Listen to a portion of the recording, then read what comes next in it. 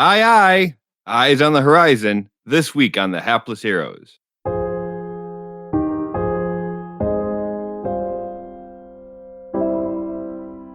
This man does not speak for the rest of us.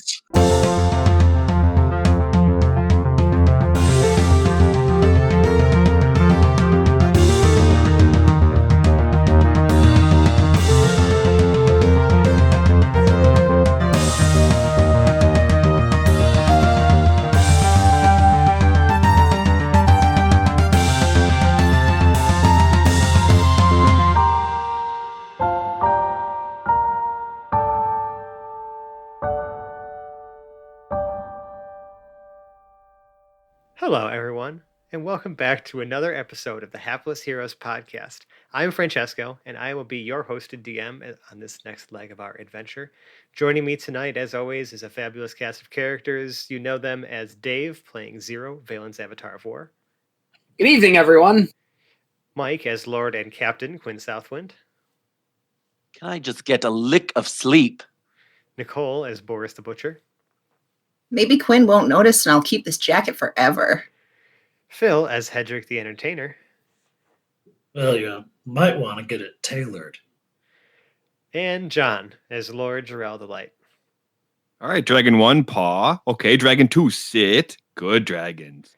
Oh, boy. Yeah, so speaking of dragons, y'all tried to train the ones that just recently hatched for you last week, and that went about as well as expected. Not well. We spent less time training them and more time bickering about where to train them. It was another yakety sax like montage worthy type deal where they just didn't really listen to a lot of the commands you gave and were really just more interested in eating the food that you were offering as like incentive. But the training and all the stuff was eventually interrupted. As the day came to a close, Quinn needed to take his rest after using his powerful sea magic to propel the ship forward ahead on this 3-day journey.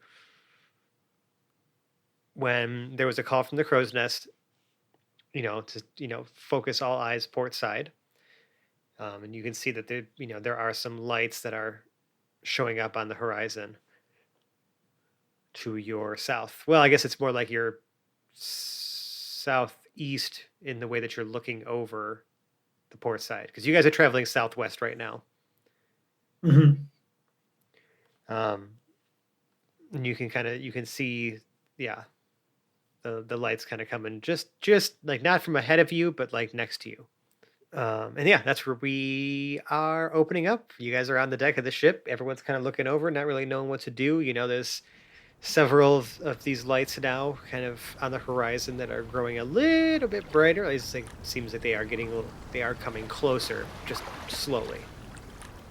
And then you can see actually in the distance, like more towards your like actual like southwest, like true southwest, the direction you're facing, there's a light like more like ahead.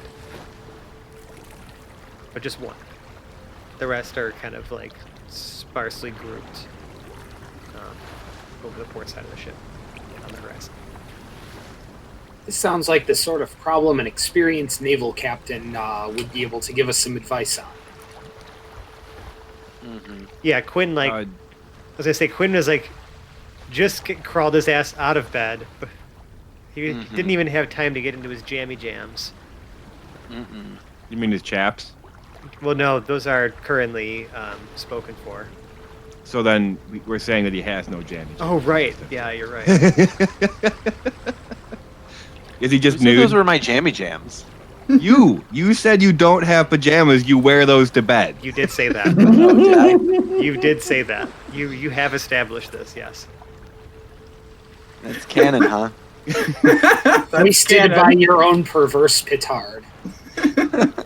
Like what Mike was playing that day? The same one that we've known for years.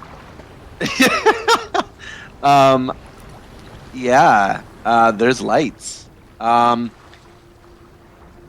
Would I know kind of what kind of lights they are? Like, I don't think I would be able to tell they're that. fucking lights, dude. Like on the Right. horizon. Well, I mean, like, far are away. they from like? Is it nighttime? It is nighttime. Okay. Yeah, I would assume that's why we can see them so distinctly. You still have a periscope, don't you? Would you be able? I mean, are there any naval signals? And Jarl's kind of like interjecting. Tabby did return the spyglass that he borrowed from your room to you many moons ago. So yes. Oh, how nice of him. Yeah, okay. I whip out my periscope. I try to get a better view of like what's in the distance. So I remember describing it for the audience in like, that was like your display one, but like, does your personal like, spyglass, like navigators like spyglass, have any Quinn flair to it? Is it like, oh my god, is it like comically long? You know what I mean? Like your hat, where it just like, you just keep pulling out like more extensions of it. Like it just doesn't stop.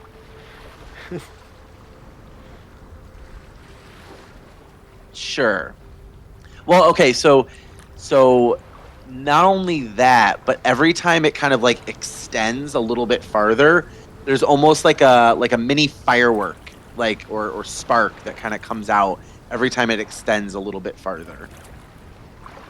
My God, like that. And the sparks are purple. Of course they are.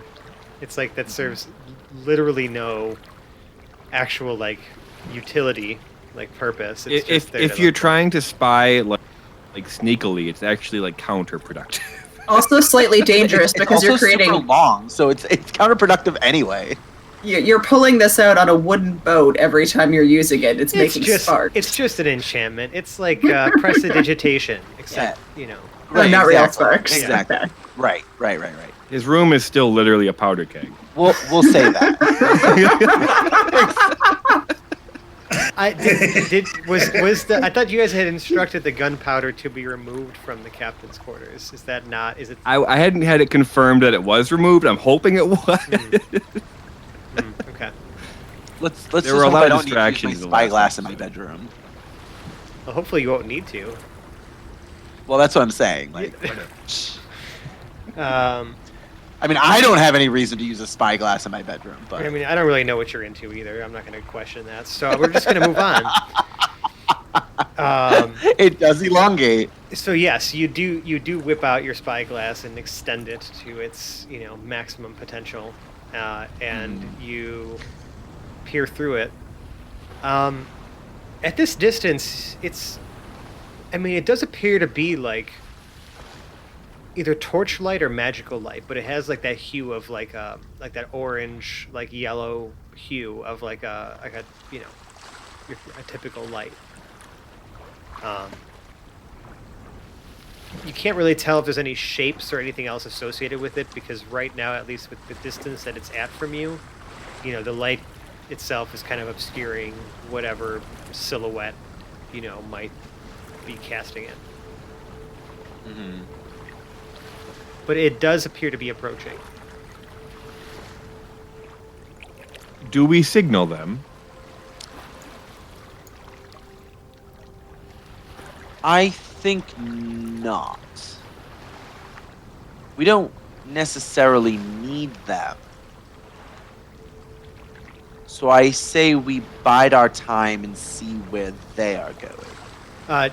Jimmy John, the first mate, asks you, Quinn, Captain, should we lower the sails? Reduce our profile. Yes, let's see what they do, and we'll watch from afar. All right. So some time passes. Again, they start growing closer. The one that's the one light that is ahead to the like towards the front of the ship, right? The one that you're seeing off in the distance by itself has kind of crossed more like directly in your path now. But the others are growing closer. Do you look through have you been looking through the spyglass the whole time, just kind of like every now and again, just checking back in?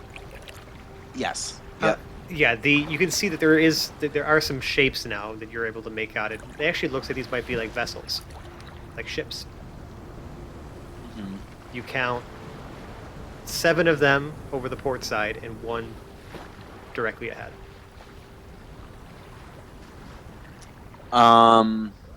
So So 8 total. Is the one directly ahead similar to the 7 on the side? Yes, but it appears to be moving.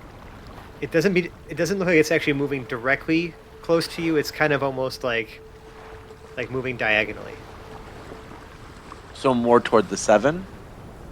away from them. Okay.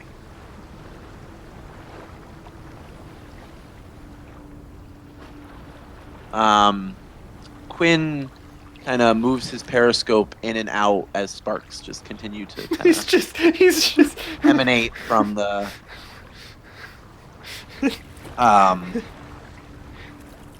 more to show that it looks like he knows what's going on. Yes.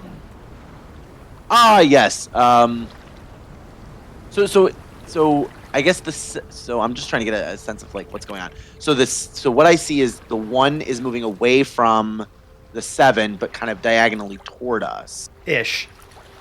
It looks like if it maintains its current speed and heading, like they're overshooting you by quite a ways.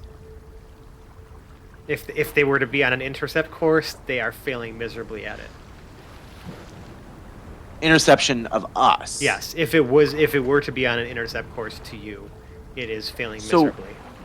Would I make an inference in the sense that the 7 are chasing the 1 and not us? It is an inference that you just said out loud and could make, yes. Okay. But I'm trying to angle like in my head like where they're headed. Okay. So I'm gonna make that assessment. It seems as though the 7 lights on the one side, I don't even know. What are we? Port side. Port side, you said? The 7 lights on the port side seem to be headed toward the 1 light yonder. An astute observation, Captain. What should we do? I still think we just sit and wait. I don't think we intercept in any way. Okay. You don't think we should signal any of them? No. All right. They're not headed at us. Yeah. So it's not like we're in danger of getting hit. Some more time of quiet observation passes, then, and you can see that now, one of the 7 lights begins to flash at you.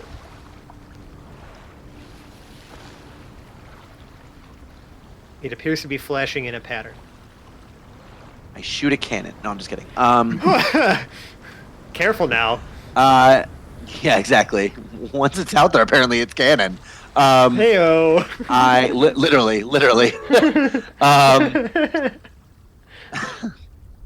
Wow, I'm funnier than I thought I was today. I am going to. Can you decipher the signal? Yeah, that's what I'm trying to like.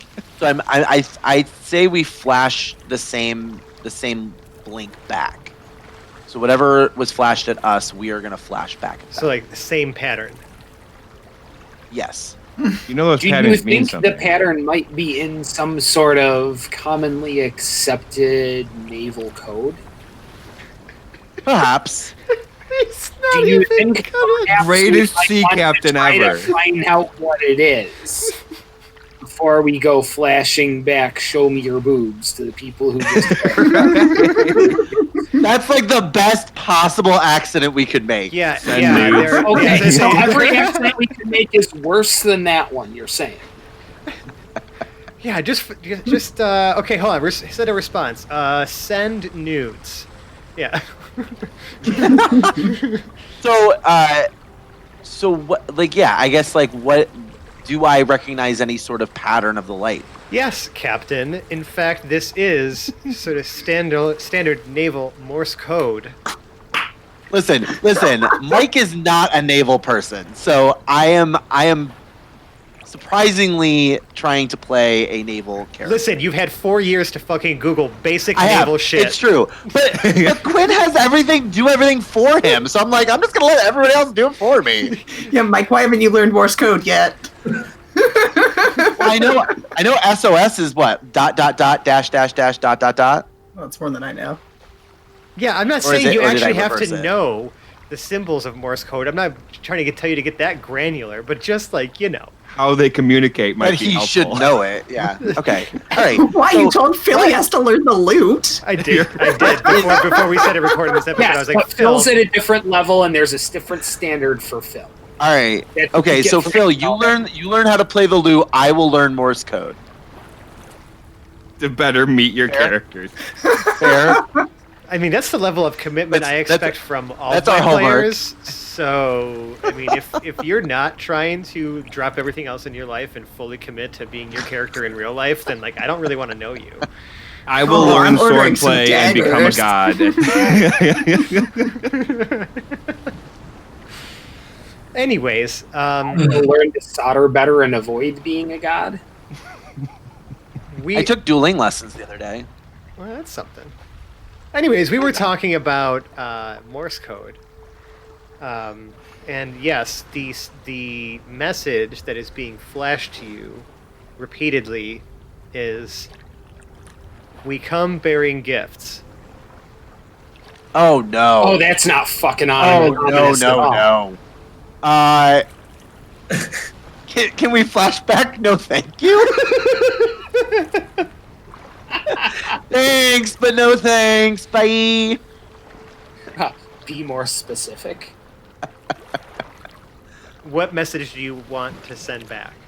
The crew is waiting for you to give the command, Captain. Also, do we know what the message says? Did you relay to us? That's a good question. No. Of course not. He never Good does. plan. He never fucking does. At least he didn't I- eat the message. At least he I didn't what? At least he didn't eat the message. That's true. Or burn it. Or burn it. Did I eat the message once? No, I think James did one or both. Yeah, you just hid. Yeah, You you just did hid both. letters from everybody for a long time. I just hid letters from people. Yeah. Hoblet destroyed at least one of them in some fashion. I can't remember what fashion, but He burned it. Oh, Hoblet. oh, he burned it. I thought he ate it for some reason. He But might have either done that way. with another one. I was actually thinking Massimo might have done something. Oh, no. By that point, we'd already been broken in enough with Hoblet that we didn't let Gorgeous Mort have anything of any importance ever for any reason. If there was a message, we got it before they could destroy it. Essentially, was the goal. Well, you can't destroy this message. So again, the crew awaits your response, Captain. They're obviously aware of our presence, Captain. What should we say? Ask them what gifts. I'm sorry, Captain. Repeat that. Did you say what gives or what gifts? What gifts? Gifts. Why are we sending image macros? I think they're pronounced GIF. What gifs? Peanut butter. Yeah, 12-ounce jars, light brown. Ooh, we exhaust. I please. love peanut butter. So there's just crates of peanut butter on these ships? That sounds amazing. Captain, I'm confused. Again, just one more time. What message are we sending? What gifts? Wait, what's the what do you mean what gifts? What's our context here? Aren't you the pilot? No. I'm the world's greatest airship pilot. I'm also the world's greatest dragon trainer. So unless we're about to have a dragon-related problem, I mean, Or an airship-related problem. Time is relative. So I mean, about to is kind of, You're right. yeah, in nautical terms, everything takes fucking forever anyway. So, unlike many clutch situations, we can actually have this conversation out before anything happens. Right. Does JJ understand Morse code? Yes. Is he paying attention to the signal? He knows what's going on? Yes, and he's asking the captain what the fuck we should say back. And I said, what gifts? Okay, Yeah. We'll- I want to know what they have in for the us. first place. we'll send the message back. So they, your ship, does a series of lighting of lanterns and extinguishing of lanterns to send the same, to send your message. So You replied with what gifts? What was the message originally sent to us that, you decided not to tell any of the rest of us about? I think you can infer that they have gifts for us. So they sent, we have gifts for you. Boris runs up to the side of the ship and yells, "I love presents!" across the water. And this is why I don't tell you. You feel as though your voice barely carries over the dark and lifeless sea. Hedrick walks over to Boris and turns on his amplifier and lowers it down to her lips and go, "Here, go, try it again." Once again, Boris yells, "I love presents!"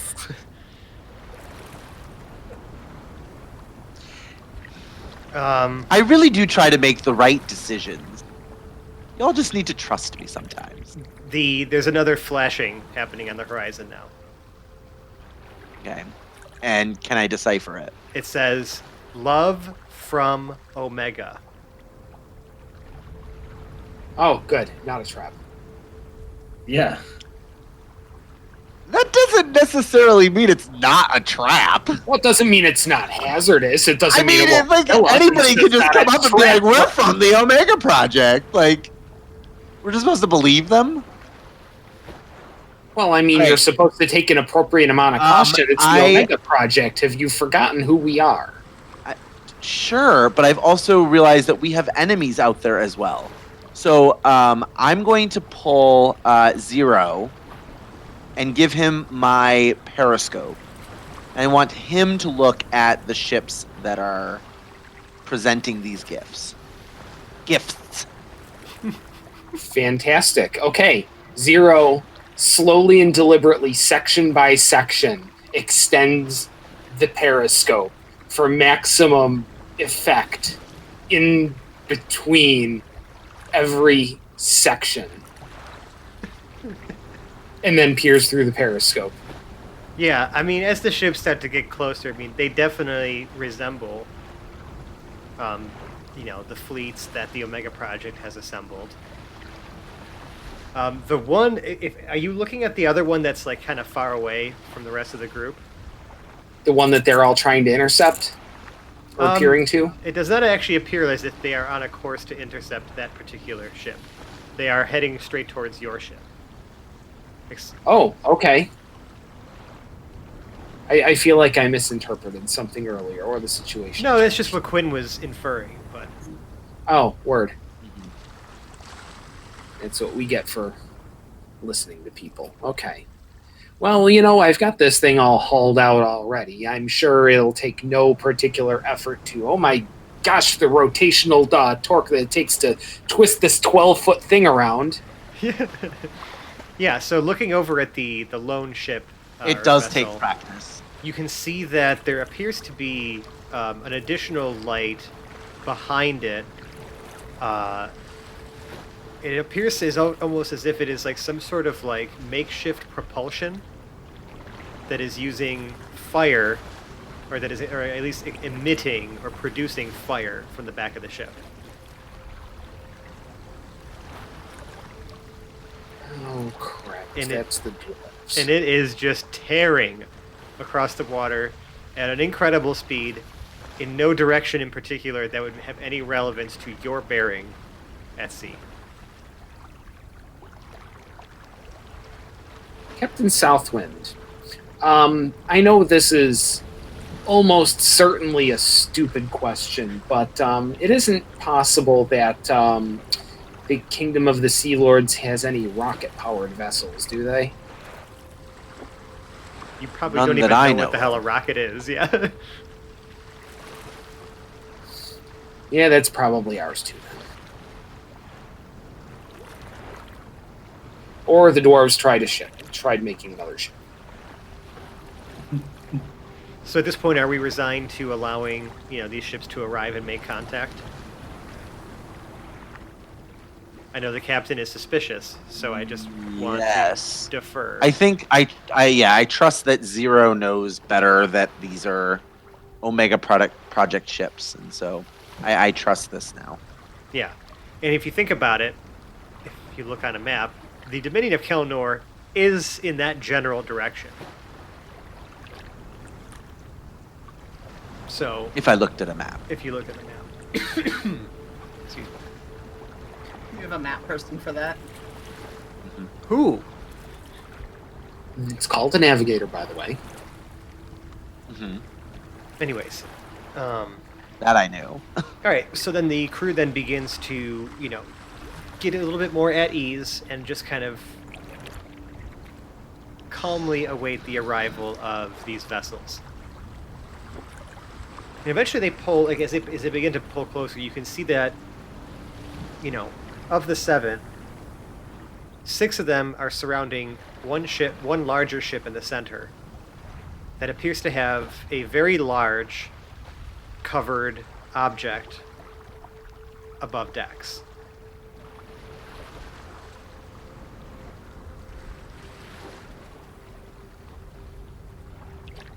It's taking up almost the entire deck of the ship.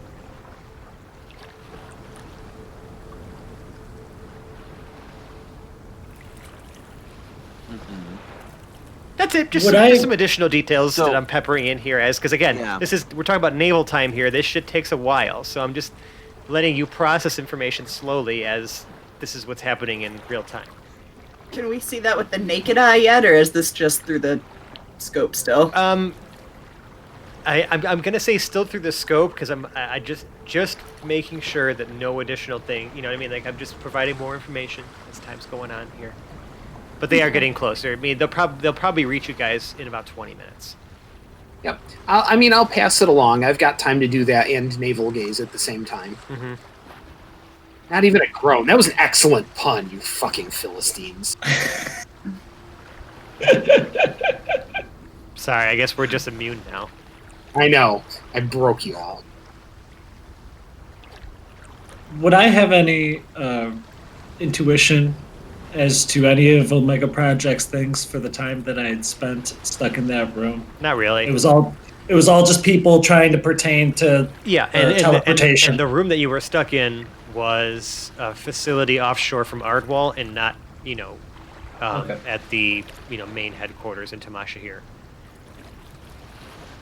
Okay. You were at a secure and secret offshore facility. Fair enough. So what do we suppose that singular ship was? I mean, it would appear it's moving like an Omega Project vessel, but it's not concerned with the rest of these gifts. I mean, if those things are as big as you say, Zero, how do we even know, they're just covered in weapons. They're just covered in gigantic, mechanisms. No offense. But what if it was, something maybe like you? Well, what do you mean, like in a hostile way or a reinforcements kind of way? You tell me. If we can see that this is the project, why are they waiting for us to take these giant things with us, unless they're just going to follow us and we can just ride in an escort all the way back to Ardwall? Well, those are questions we can have answered when they pull up a little bit close and are perhaps in something more like shouting distance, because I don't know about you, but my semaphore is really rusty and I think I'm missing a few flags. But it's either that or they're not who they claim to be, in which case we'll have what the military experts call a target-rich environment. It's a win-win, really. You say so. I don't know. Win-win. Heavily outnumbered, odds here. Yeah. Yes, means they can't run from us now. Boris whips out her hand crossbow. Just someone just like, okay, easy killer, just put it down. Okay, the ships begin to get closer. Now it's easier to see with the naked eye that there are 6 ships escorting us, the 7th in the center that's carrying a very large covered object, and the ship in the center is definitely like flagship sized.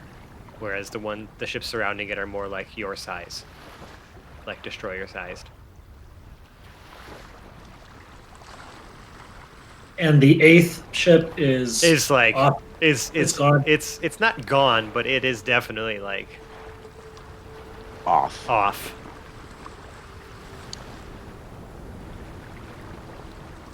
I assume we can't really see the 8th ship anymore at this point, unless we have a periscope. Yeah, you would have to still look at that through your spyglass for sure. It's not close to you like the other ones are. And then from the crow's nest of the flagship, you hear the following. Permission to come aboard. And you can Mark see, Crow's Nest, you just hear a... and you can Dedu wakes up. you can see like if you look through the spyglass, there appears to be an Aarakocra goose person in their crow's nest. Dedu does take flight when there's the Aarakocra flying closer to the Omega Project ships. Aw, are they just like flying around each other? No, the other one is. I don't know flying. the other Aarakocra. Yeah, it took off, Oh. right. And also you have to remember that Dedu's not actually an Aarakocra. He just turned himself into one.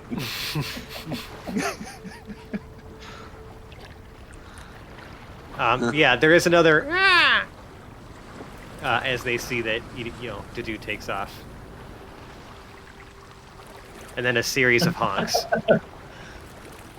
Just a bunch of honking.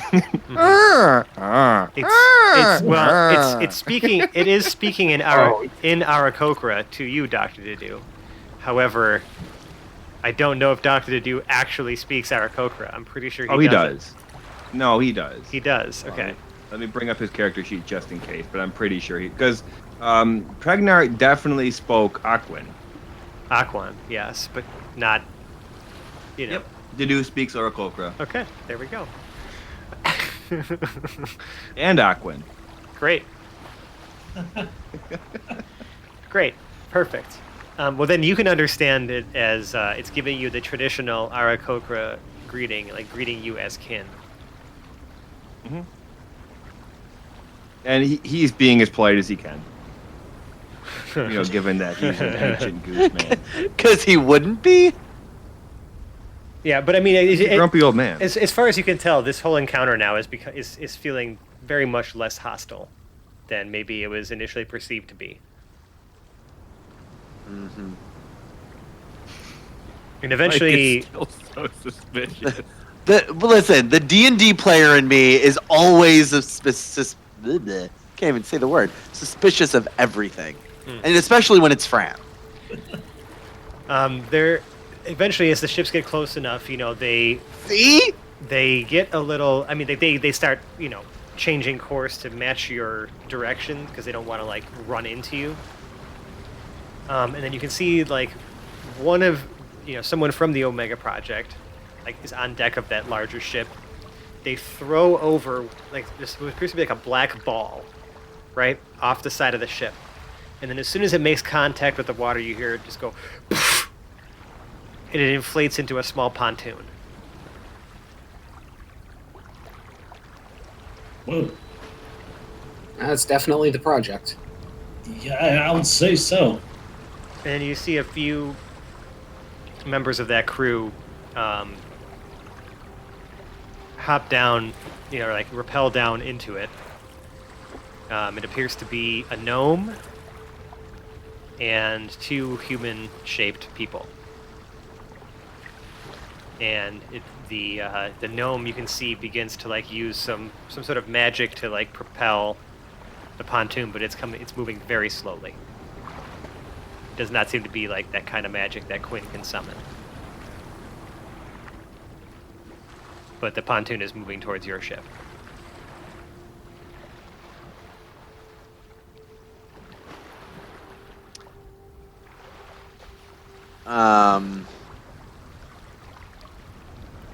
I guess I have no reason to believe as Quinn that this is hostile. And I hate that.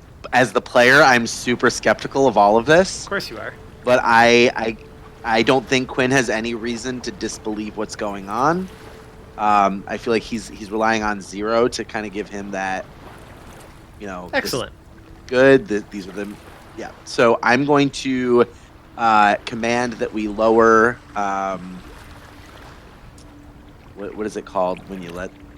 I'm thinking of the ladder, but that's It's like a rope ladder. Like, how do we let them? Yeah. Yeah. Sure. Yeah, you were lower the rope ladder, and they graciously accept your invitation to board. Of course they do.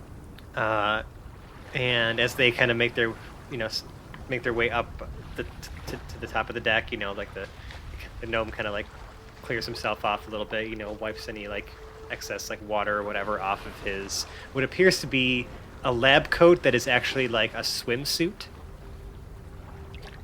It's skin tight, but it is decorated to look like a lab coat, except there's no actual flaps. The flaps are just drawn on. Like a scuba suit with a jacket? Like a scuba suit that is made to look like it's a jacket. Looks like a jacket. Yeah. It's like the lab coat equivalent of that tuxedo T-shirt, but also a wetsuit. Yeah, but it's a wetsuit. Exactly. And the other two scientists also are wearing something similar. And the gnome introduces himself and says, hold on, let me pull from they gotta go to the name bucket real quick. I feel like we should have a name bucket song. Isn't it just name bucket? What's their name? Name bucket. He says, "Hello, Captain and crew. I am Dabblestock Springle Bracket." Yep. Dabble Sounds stack. about right. Sprinkles sprocket. Sprinkle Spracket? Springle Bracket. Sprinkle Sprocket. Springle Bracket. I feel like you're doing this on Got it. purpose now, Captain, and it's kind of racist. What? I never.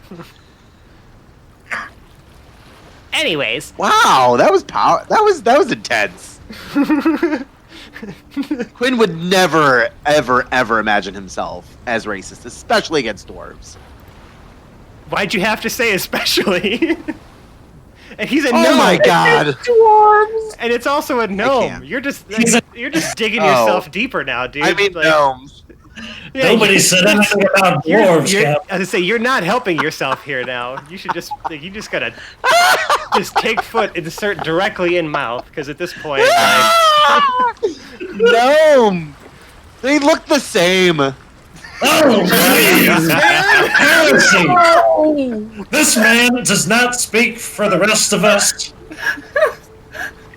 I'm sure he should be allowed to speak for himself. I'm so sorry about that. Omega Project Prototype 0. yes, hello, Zero. You sorry for the whole, maybe potential perception of, a threat at sea. We had to really do a lot of calculations to see if we could even match the speeds you guys were going to, find you on your way. Omnius had contacted us not too long ago. He briefly popped into one of our labs. He seemed to be having some sort of teleportation calibration problem, but he was there long enough to tell us to execute Order 76. What is Order 76? Oh, it's the he just he pulls out somewhere within his wetsuit pulls out a completely dry notepad. And he flips through. Nothing surprises me anymore. Yeah, and he flips through some papers. It shouldn't at this point. You're right. And he says, "Yes, Yeah. order 76. Delivery of prototype project AC-150." the fine folks at Building 93 had been constructing something. I'm sure you're familiar with Prototype 11, that is currently undergoing maintenance. Well, we took that same model for the arcane cannon and made it, well, and he looks back at it and the massive size of it. Well, we were trying to make it the proper size to fit on the hero's airship to test out. However, we might have, well, Omnius has a way of exaggerating certain diagrams. So we're told, it's probably high time for this thing to be put into action, as we heard there's an attack at Ardwall, and the folks at the offshore Building 93 facility have confirmed as such. So we decided to maybe meet you on your way and transport this. Fantastic. By the way, you wouldn't happen to know anything about that other ship that was way further? Yeah. Well, part of the calculations to see how fast you need to go to catch us? We saw how well the captain has been able to somehow magically propel this ship at just incredible speeds, and, well, things like that in the world of magic and technology don't really go unnoticed. So we were trying our hand at, how to achieve the same type of propulsion, and, well, it turns out taming fire elementals to provide jet propulsion to anything is hazardous at best. So we wish the folks of Building 34 the best of luck in returning and making it to shore safely. Zero turns to nobody in particular. Yeah, they're totally dead.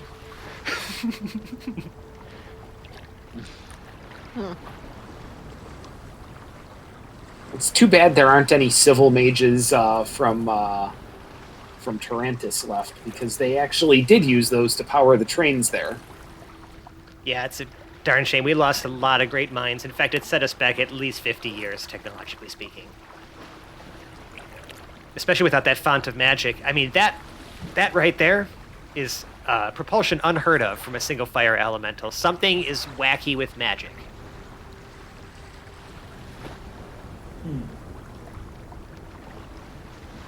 Have we experienced anything with the elemental and the airship? None so far. We have better elementals. That's an Nice. that is an unsubstantiated claim. Well, just from we've already known that magic has been fairly wonky in the last. Yeah, things seem to be accelerating a bit. That being said, I also have more gifts. Our message said so much. Omnius had instructed us to deliver a few things. Peanut butter. Hold on one second. And he turns over to one of his assistants. Produce the crate. And you can see the guy opens up a pocket that didn't previously exist on his wetsuit and pull out a tiny little box. And he sets it on the ground and just taps the top of it 3 times, and it expands into a normal-sized crate. He opens it up, and you guys can see in there a whole bunch of devices that look similar to the one that Omnius had in his hand when he first appeared in the spire with you guys. The grenades? Yes. Great. Oh my god. Inside the crate, there's a whole bunch of them, as well as... Do these people know who we are? As well as a 64-page instruction manual on their proper care, storage, usage, and operation. Lord How many Jarrell. grenades are in there? A lot. Boris grabs one and throws it over the side of the ship. Of course you do. It plops... In the opposite direction of where the boats are. The other side of the ship. It plops into the water and sinks. Would that be starboard? Oh. Again, there is a 64-page instruction manual that you could peruse at your leisure at some point in time if you wanted to figure out how those work. Yes, starboard is right, by the way. Boris angrily walks back towards the box, picks up the instruction manual, and starts stalking towards the side of the ship, clearly as if she's about to throw it over. Does anyone stop Boris from throwing away the instructions to these explosive devices? Yes. Yes, I try to stop her. Okay. Perfect. Oh, I just stop her. That's the end of that. Yeah. oh, I'm tiny and in giant sleeves. I have absolutely no motor control right now. and then the gnome continues and he says, "Oh, Madam Baroness, there was one special request that we had to fulfill." And he, again, I spin around dramatically so that the flaps of the sleeves like whirl around above me when he says Baroness. all right. Now, Omnia specifically requested. He looks through his notes again. Tell the Baroness not to get too excited. And he closes his note sheet. Too late. And then he, the other assistant pulls out again opens up a pocket that didn't previously exist, pulls out another little crate, taps it 3 times, poof, expands into a large one. And inside, he reaches in, pulls out a tiny mechanical puppy. Boris's jaw drops to the floor, not literally because not magic, but as far down as humanly possible. And she flaps her sleeves, looking kind of like a wibbly wobbly, arm flailing tube man, essentially. Unable to actually speak. I was imagining Mickey from Fantasia with all the. Yeah. He's like too small for the robe. Yeah. The puppy is set down on the ground, and you can see it very mechanically, like it's standing up straight. Its tail is wagging in a very rhythmic fashion, like a metronome. It then like slowly assumes a sitting position, and it's got it's metallic. It's got like little spikes on it, but like not a ton like Fluffy did. It's like red eyes and mechanical jaw, and it just looks up at you and like. It, through its tiny little mouth says, "A woof, a woof." Boris runs up and like scoops it into her arms and squeezes it like the child from Animaniacs. Yeah, and you can remember those like late '90s toy puppy yeah robots. They had those. I'm just picturing that exact thing. The leather from your armor like squeaks against the metal like body of this puppy, and again it just continues. Woof, woof. I am still wearing Quinn's coat. The leather's still squeaking. I mean, yeah, because it's like it's a large coat and it's open. Okay. So yeah. Just kind of adding some texture to this scene here. Or snuggles the puppy as much as you could possibly snuggle. And then puppy. Yeah, and then eventually it goes stiff again. It looks up and it says, "Owner detected. Please set name." Boris freezes for a moment. In her frozen state, the first thing Boris says out loud to this puppy is, Registered. Will respond no. now to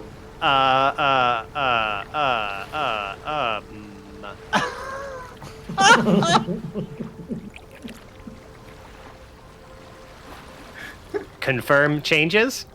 Yeah, Boris doesn't have the heart to change it. She sticks her face in the puppy and goes, "I love you, Registered.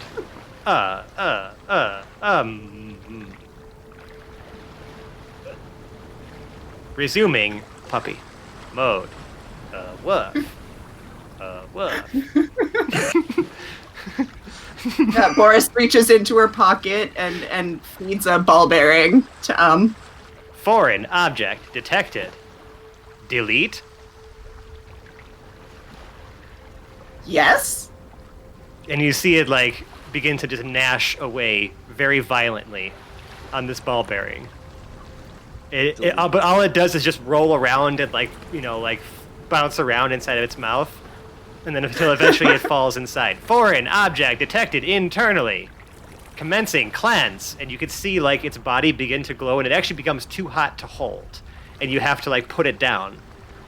And you see it's like it's I put it down gently. Yeah, you see its torso literally glowing like red hot. And then after a few moments it subsides. Purge successful. Boris walks around and looks at the back of the puppy. Nothing.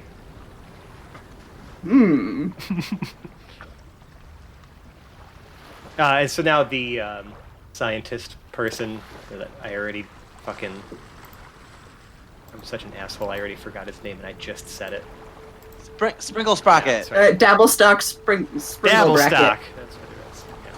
So he says, So obviously, we're probably not going to be able to keep up with you all as you journey back to Ardwall. However, know that reinforcements are on their way. We have registered this as a Class S cataclysmic event. And we'll only downgrade once we know the true nature of our enemy. Is there anything else? Anything else you require from the project? Any supplies or anything that we can assist with before you forge on ahead? Since you're calling this one a Class S cataclysmic, please do tell me that there are more ships with more explosives coming behind you, right? Unfortunately, many of our resources are tied up on the airship project, so we've had to actually disassemble a lot of the fleet in order to, well, have the materials to assemble flying ships. So this is about all we got right now. However, the offshore facilities hopefully have something cooking that might be able to assist. Again, we are still assessing the threat.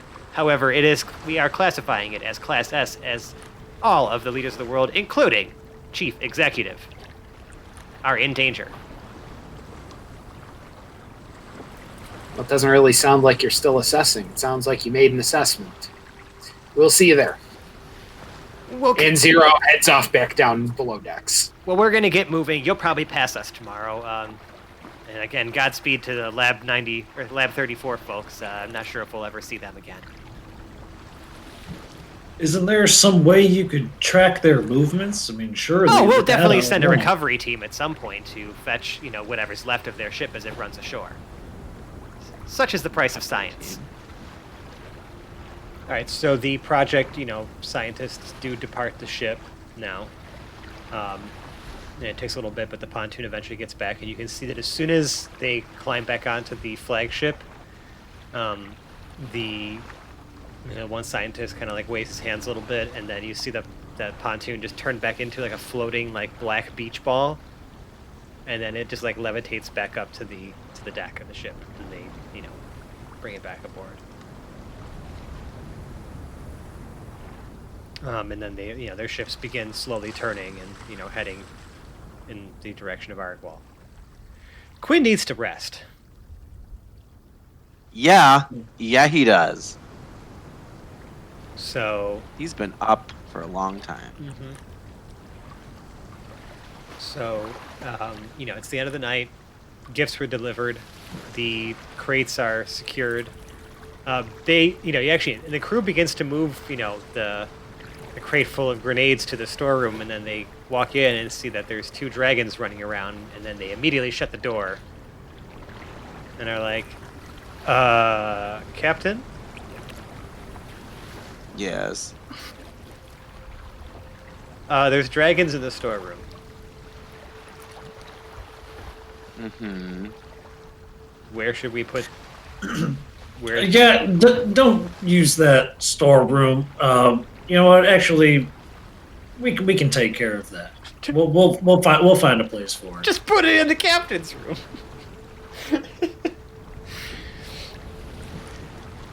Gotta make sure I don't use my spyglass. And the guy's like, okay, and just drops the crate in front of the door and leaves.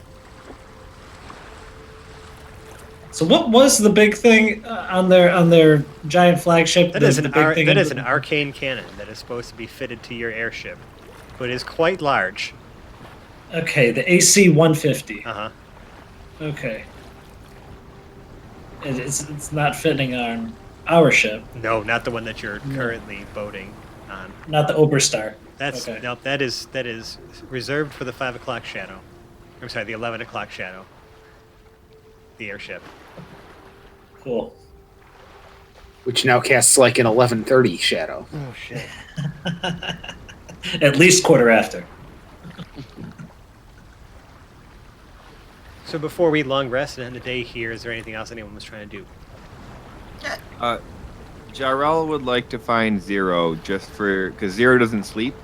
So he'd like to make sure that somebody watches over Hans with the dragons so that he doesn't get murdered by the dragons in his sleep. Yep, Zero can eventually be found, and... All right. I will make sure that your lackey doesn't kill himself on the overnight. Boris, I also heard you pipe up. Yeah, Boris takes down to the barracks. I'm assuming there's some sort of sleeping quarters. Yeah, you guys have like a private That's, sleeping quarters area. Yeah. is it like a communal sleeping area that the rest of us sleep in who aren't Quinn or Zero? We would have room. There are rooms that have like a couple bunks in them that you guys are sharing. Yes, but like not all of you have to sleep in the same room. Okay, so Boris brings down to the general bunk area and opens all of the doors, and then proceeds to put all of the pocket bacon that she can fit in mouth.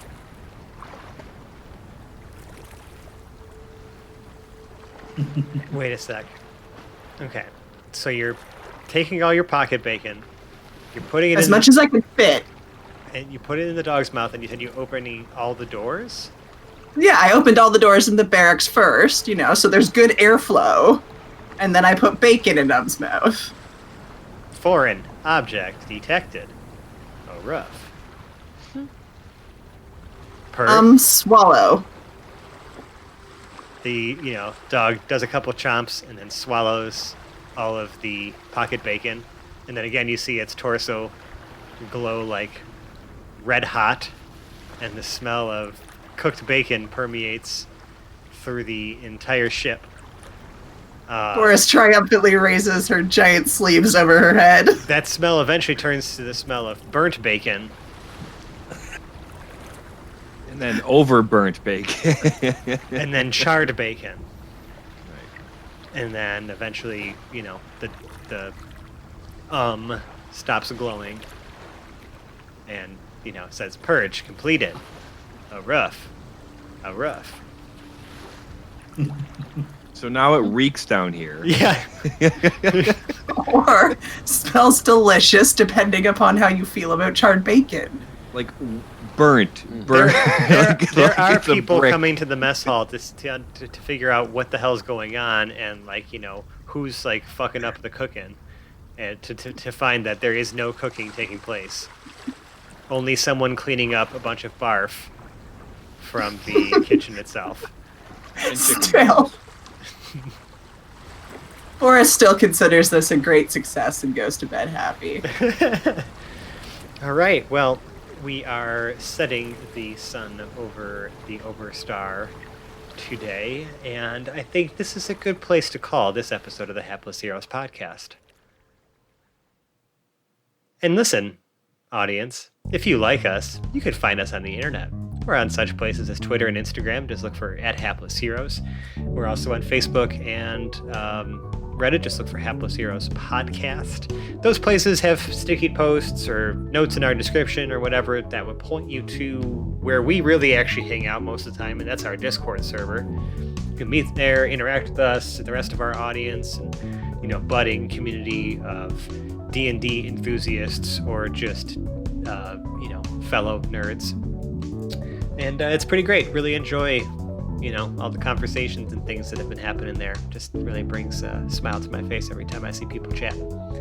But if you really like us, you can leave us a 5-star review on whatever podcast service accepts those reviews. Or you can email us at haplessheroes@gmail.com. Say some kind words. Send us a, little message in the form of a review or, what you think of the show. And we'll say some kind words right back to you on the air. Now, if you really, really like us, you can donate to our Patreon. It's patreon.com/haplessheroes. We have a whole bunch of different kinds of rewards, and soon we will be adding, at a undetermined reward tier just yet, recorded versions of all of Hedrick's tunes that have been heard so far in the podcast. So if you enjoy Phil's zany interpretations of D&D classics, then boy, do we have a surprise for you, because this man has recorded like freaking 20 some odd tracks to release on there. So we have to do it, obviously.